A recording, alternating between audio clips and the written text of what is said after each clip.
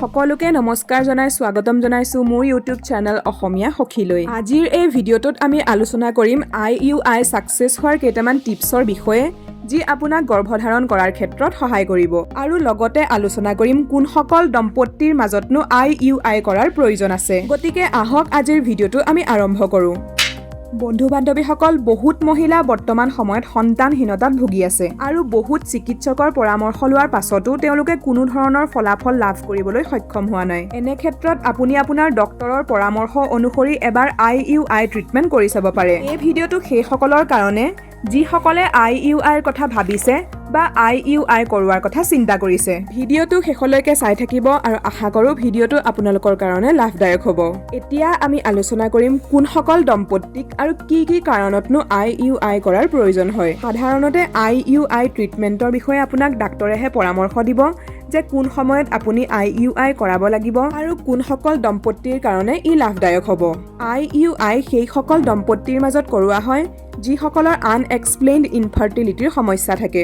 Unexplained ইনফাৰ্টিলিটি মানে হৈছে সকলোবিলাক টেষ্ট ৰিপৰ্ট নৰ্মেল হোৱাৰ স্বত্তেও গৰ্ভধাৰণ কৰাত অসুবিধা হোৱা, অথবা এনেকুৱা ধৰণৰ দম্পতি যাৰ ভাজাইনেল ইনফেকশ্যনৰ সমস্যা থাকে যাৰ কাৰণে তেওঁলোকে সহবাস কৰিব নোৱাৰে। সেইসকল দম্পতিয়েও IUIৰ সহায়ত সন্তান লাভ কৰিব পাৰে। আৰু যিসকলৰ সংগীজন নিজৰ কামৰ বাবে বেছিভাগ সময় ঘৰৰ পৰা বাহিৰতে থাকিব লাগে সেইসকল দম্পতিয়েও IUIৰ সহায়ত সন্তান লাভ কৰিব পাৰে। আৰু সেইসকল মহিলা যাৰ PCOD বা PCOSৰ সমস্যা থাকে, যাৰ ডিম্বাণু নুফুটে আৰু মাহেকীয়া সময়মতে নহয়, সেইসকল মহিলায়েও IUIৰ সহায়ত সন্তান লাভ কৰিব পাৰে। আৰু পুৰুষ সংগীজনৰ যদি স্পাৰ্ম কাউণ্ট কম হয় তেন্তে সেই লোকসকলেও IUIৰ জৰিয়তে সফলতা লাভ কৰিব পাৰে। এতিয়া আমি আলোচনা কৰিম IUI সাকসেস হোৱাৰ 6টা টিপছৰ বিষয়ে।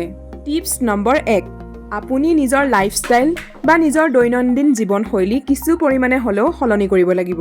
আমি আমাৰ ডায়েটত ফাৰ্টিলিটি বুষ্টিং ফুডছ এড কৰিব লাগিব। উদাহৰণস্বৰূপে এণ্টি অক্সিডেণ্টযুক্ত খাদ্য, গাখীৰেৰে উৎপাদিত সামগ্ৰী, প্ৰটিনযুক্ত খাদ্য, সেউজীয়া শাক পাচলি আৰু ফল মূলক এড কৰক নিজৰ ডায়েট লিষ্টত। ৰাতিপুৱা, দুপৰীয়া আৰু গধূলিৰ আহাৰ ভালদৰে গ্ৰহণ কৰাৰ লগতে আপোনাৰ ডায়েট লিষ্টত প্ৰচুৰ পৰিমাণে প্ৰটিনযুক্ত আহাৰ যোগ কৰিব লাগিব। পাছৰ মাহেকীয়াৰ তাৰিখ পাৰ নোহোৱালৈকে গৰম তাচিৰযুক্ত পদাৰ্থ কম পৰিমাণে গ্ৰহণ কৰিব। নিজৰ ডায়েট সঠিক কৰাৰ লগতে প্ৰচুৰ পৰিমাণে পানী খাব লাগিব।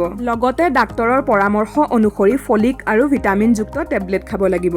টিপছ নম্বৰ 2, IUIৰ ট্ৰিটমেণ্টটোক এটা চিন্তাৰ বিষয় কৰি নুতুলিব যে মোৰ IUI ট্ৰিটমেণ্ট হৈছে, মোৰ এতিয়া কনচিভ হ'বনে নহয়। এইবিলাক চিন্তা আপুনি নিজৰ মনৰ পৰা আঁতৰাই দিয়ক। কিছুমান মানুহে কয় IUI ট্ৰিটমেণ্টৰ পাছত বেড ৰেষ্ট ল'ব লাগে, কিন্তু এইবিলাক ভ্ৰম আপুনি নিজৰ মনৰ পৰা আঁতৰাই দিয়ক। আপুনি আপোনাৰ দৈনন্দিন জীৱনত যিবিলাক কাম কৰে IUI ট্ৰিটমেণ্টৰ পাছতো সেই সকলোবিলাক কাম কৰিব পাৰিব। আপুনি নাভাবিবই যে আপোনাৰ IUI ট্ৰিটমেণ্ট কৰা হৈছে, কাৰণ বেছি টেনচন ল'লেও কনচিভ কৰাত সমস্যা আহি পৰে। সেইকাৰণে আপুনি চিন্তা নকৰিব আৰু সদায় পজিটিভ হৈ থাকিব, কাৰণ বেছিকৈ টেনচন ল'লে হৰমনেল ইমবেলেঞ্চ হোৱাৰ সম্ভাৱনা থাকে যি আপোনাৰ IUI ট্ৰিটমেণ্টৰ ওপৰতো প্ৰভাৱ পেলাব পাৰে। IUI ট্ৰিটমেণ্টৰ পৰা প্ৰেগনেঞ্চি টেষ্টলৈকে যিছোৱা সময়, সেই সময়ছোৱা এগৰাকী মহিলাৰ কাৰণে আটাইতকৈ মহত্বপূৰ্ণ সময় হয়। সেই সময়খিনি অতি চিন্তাদায়ক হোৱাৰ লগতে সেই সময়খিনি একেবাৰে নাযায় নোপোৱাই। গতিকে এই সময়খিনি আপুনি যিমান পাৰে উপভোগ কৰিবলৈ চেষ্টা কৰক। যদি প্ৰথম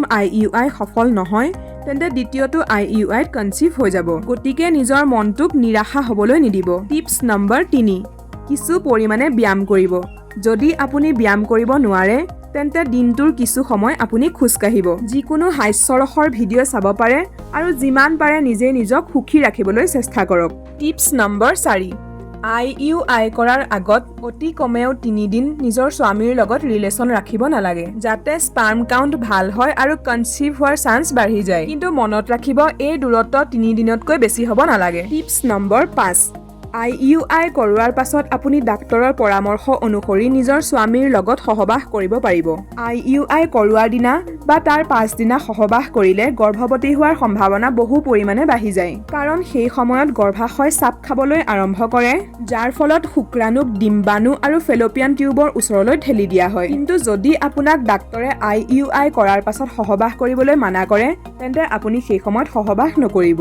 IUI কৰোৱাৰ পাছত যদি আপোনাৰ ৰক্তস্ৰাৱ হৈছে তেন্তে 48 ঘণ্টালৈকে সহবাস কৰিব নালাগে। টিপছ নম্বৰ 6, যেতিয়া আপোনাক ডক্তৰে ট্ৰিগাৰ শ্বৰ্টৰ কাৰণে মাতিব তেতিয়া ডক্টৰৰ লগত আপুনি হৰমনেল ছাপোৰ্টৰ বিষয়ে কথা পাতি ল'ব কাৰণ হৰমনেল ছাপোৰ্টে গৰ্ভাৱস্থাটোক আগবঢ়াই নিয়াত সহায় কৰে এয়াই আছিল IUI সফল কৰাৰ 6টা টিপছ এতিয়া মই আপোনাক এটা গুৰুত্বপূৰ্ণ কথা ক'ব বিচাৰো যে যদি আপোনাৰ প্ৰথম IUI ট্ৰিটমেণ্ট সফল নহয় তেন্তে নিৰাশ নহ'ব আৰু ধৈৰ্য সহকাৰে 3বাৰ IUI ট্ৰিটমেণ্ট কৰাব প্ৰত্যেকবাৰে কৰোৱা IUI ট্ৰিটমেণ্টৰ সাকসেছ ৰেট বাঢ়ি যায় কিছুমান মহিলাৰ প্ৰথমবাৰ IUI ফেইল হোৱাৰ পাছতো পাছৰ দ্বিতীয় বা তৃতীয় বাৰত IUI সফল হোৱা দেখা পোৱা গৈছে গতিকে আপুনি এই ক্ষেত্ৰত নিৰাশ নহ'ব আজিৰ ভিডিঅ'টোত ইমানেই আপোনালোকৰ এই ভিডিঅ'টো চাই কেনেকুৱা লাগিল কমেন্ট কৰি জনাব যদি আপোনালোকৰ ভিডিঅ'টো চাই ভাল লাগিল তেন্তে ভিডিঅ'টোত লাইক কৰাৰ লগতে মোৰ ইউটিউব চেনেলটো সাবস্ক্ৰাইব কৰি দিব